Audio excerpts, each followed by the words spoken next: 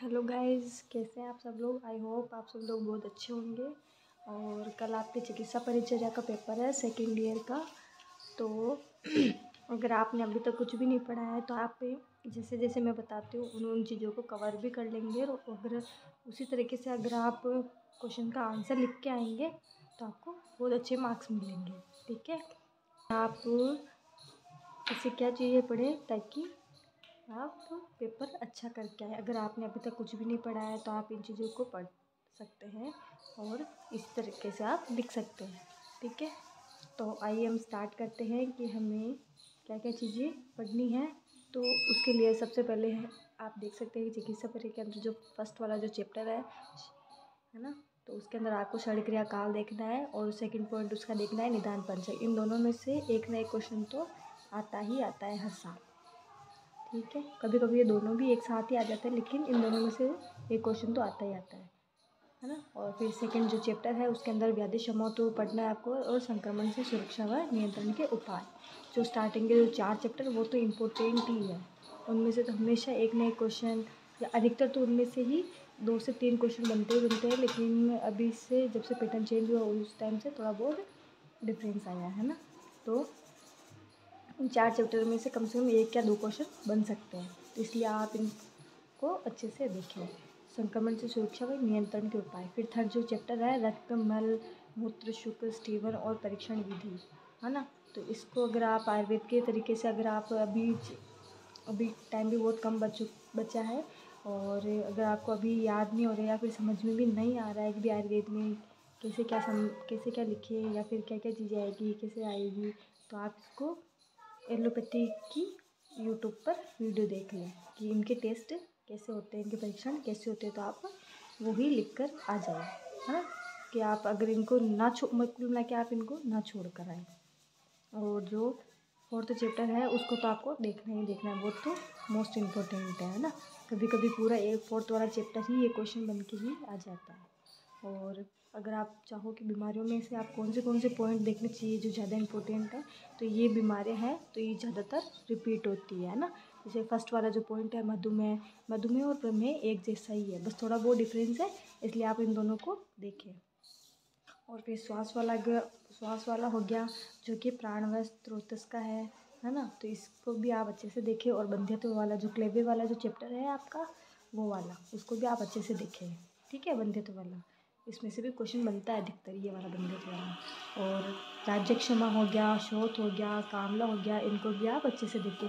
गलगंड और गंडमाला इन दोनों में से भी एक क्वेश्चन आता है और ये दोनों भी एक दूसरे से सेम ही है, ज़्यादा डिफरेंस नहीं इन दोनों में। तो आप गलगंड और गंडमाला दोनों को पढ़ें। अतिसार हो गया, फिर मूत्राघात हो गया, मूत्राघात से पूरा चैप्टर ही कवर हो जाएगा। और फिर आंतरिक ज्वर वाला जो चैप्टर है उसको भी आप अच्छे से पढ़ें। उसके अंदर श्वसनक ज्वर हो गया, विषम ज्वर हो गया, तो ज्वर को आप अच्छे से पढ़कर जाए। इन बीमारियों को आप अच्छे से पढ़कर जाए। इसके अतिरिक्त भी आपको दूसरी सारी बीमारियों को एक एक बार रीडिंग मार के देखना है ना। और अगर मान लो कोई बीमारी आ जाती है और आपने अभी तक कुछ भी नहीं पढ़ा है, और या फिर अगर आपको समझ में नहीं आ रहा है कि बीमारी आ, तो जैसे आपको याद हो चुकी है या फिर आपने अच्छे से पढ़ा है लेकिन आपको पता नहीं है कि पेपर कैसे लिखना चाहिए ताकि आपके अच्छे से अच्छे नंबर आए, है ना। तो उसके लिए अगर आपकी कोई भी बीमारी आ जाए तो उसके लिए फर्स्ट पॉइंट डालना है आपको परिभाषा जो आपको याद है ना। जो याद है, जैसा याद है वो इसके अंदर लिख के आना है परिभाषा के अंदर। आपको ये पॉइंट स्किप नहीं करना है। ये पॉइंट सबसे पहले फर्स्ट पॉइंट ही परिभाषा आएगा, फिर सेकंड पॉइंट आएगा निदान।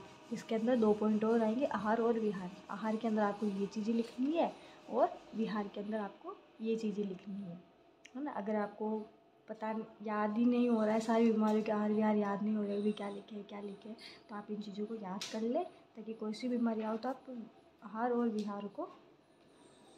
विहार के अंदर ये चीज़ें लिख के आ सकें।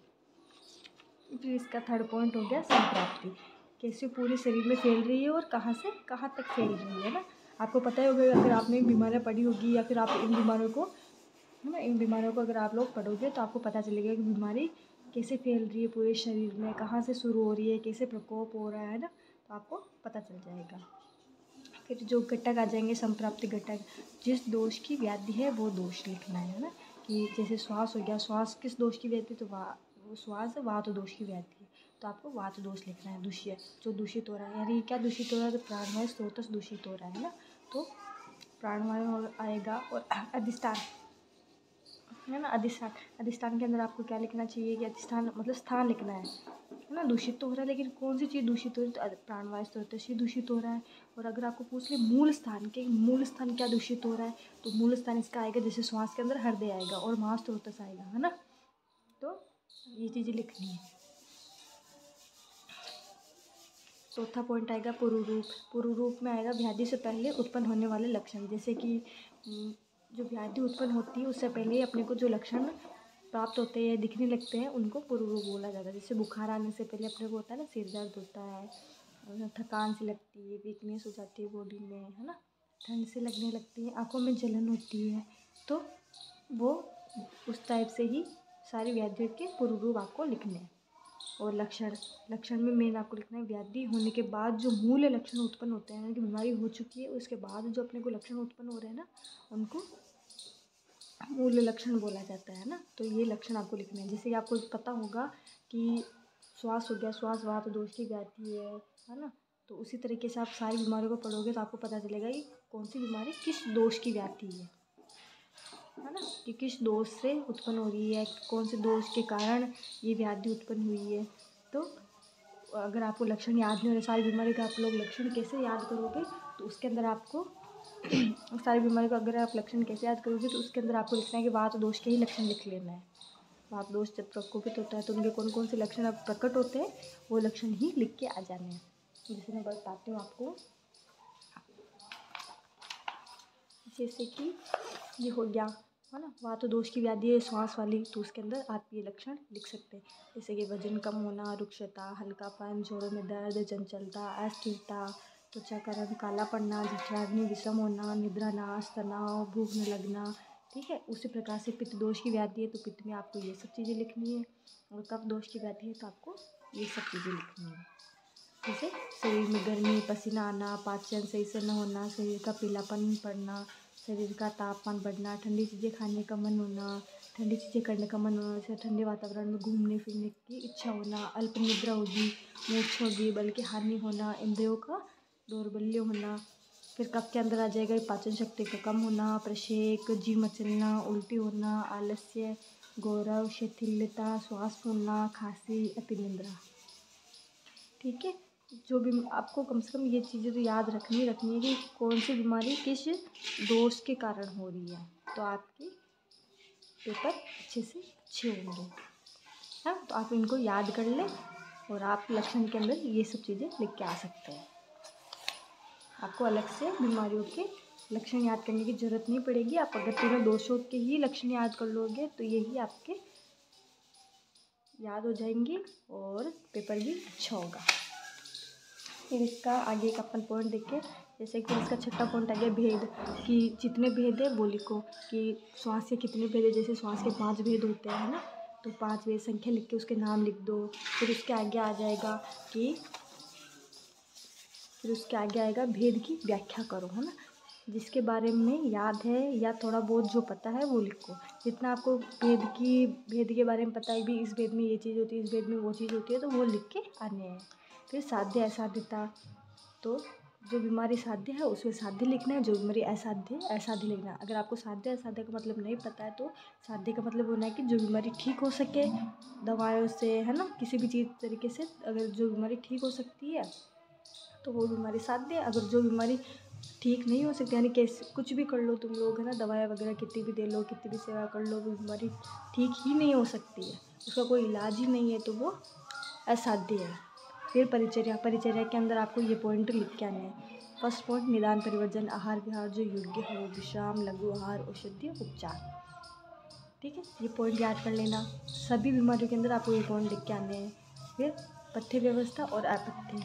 पथ्य के अंदर पुराने सस्ती चावल, हरी सब्जियाँ, कुल्थी या लघु आहार देने चाहिए। और अगर आपको और अच्छे से याद हो, पथ्य के अंदर पथ्य अपथ्य सब में सेम टू सेम ही आते हैं।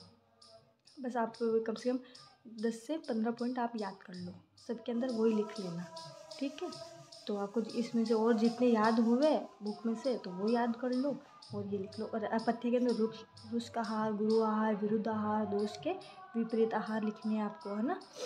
और अपत्य के अंदर तो आपको लिखने के लिए तो ज़्यादा दिक्कत नहीं आएगी, क्योंकि निदान के अंदर जो लिखे हुए हैं यही अपत्य है, ये हमारे अपत्य तो है। इनको ये चीज़ें करेंगे तभी तो बीमारी बढ़ रही है, तो ये हमारे अपत्य हो गए। तो ये चीज़ें अपने को नहीं करनी, इसलिए अपत्य के अंदर ये लिख लेना। और पत्ते के अंदर आप जो आपको लगे कि ये चीज़ें रोगी को देनी चाहिए, ये चीज़ें करनी चाहिए, तो आप वो चीज़ कर लेना, ठीक है। फिर सामान्य उपचार और औषधियाँ, यानी कि औषधियाँ क्या क्या दे रहे हैं उनको, तो जो याद आवे वो लिख दो। अगर आपको लास्ट टाइम अभी तक आपने कुछ भी नहीं पढ़ा है, या फिर आपको दवाएं याद ही नहीं हो रही है बिल्कुल भी, तो इसका क्या सोल्यूशन है या फिर क्या कर सकते हैं अपन, तो कम से कम 10 से 15 कोई सी भी जो आपको याद हो सके वो दवाएँ याद कर लो, और सब बीमारियों के अंदर वो ही दवाएँ लिख लो, है ना। क्योंकि अभी लास्ट टाइम में आपको दवाएं याद होगी भी नहीं, अगर आपको इतने टाइम में याद नहीं हो तो अभी भी याद नहीं होगी, तो आप ये लिख लेना। और अगर आपने एक दिन के अंदर ही आपने अगर ये सब चीज़ें भी कवर कर ली है, तो आपके पेपर, मुझे उम्मीद है कि आपके पेपर बहुत अच्छे होंगे। मुझे उम्मीद है कि आपके पेपर बहुत अच्छे होंगे। और सबसे मेन चीज़ कि आपको पेपर लिखना कैसे है, तो आपको मोटा मोटा लिखना है। क्वेश्चन के आंसर कैसे लिखने हैं, तो आपको क्वेश्चन के आंसर में शब्द मोटे मोटे लिखने हैं और जगह छोड़ छोड़ के लिखने हैं, ताकि आपके 5 पेज भरे, है ना। और क्वेश्चन का आंसर 5 पेज में लिखना है, कम से कम 4 से 5 पेज में तो आपको लिखना ही लिखना है, तभी आपको 20 में से अच्छे से नंबर देगा। अगर आपने 3 पेज 2.5 पेज लिखे हैं तो वो आपको अच्छे नंबर नहीं देगा, ठीक है, आपको कम नंबर देगा। इसलिए आप 5 पेज भरे। 5 पेज का मतलब केवल ये एक पेपर नहीं है, इसका आगे का और पीछे का मिला के ये 2 पेज होते हैं, ना। तो आपको 5 पेज भरने हैं और मोटा मोटा जगह छोड़ छोड़ कर लिखनी है, लाइनें नहीं छोड़नी है, बस जगह छोड़ छोड़ कर, यानी कि थोड़ा गैप में लिखना है, ताकि आपके 5 पेज आसानी से भर जाए, ठीक है। आई होप आपको वीडियो अच्छी लगी होगी और आपके लिए हेल्पफुल रही होगी। Thank you.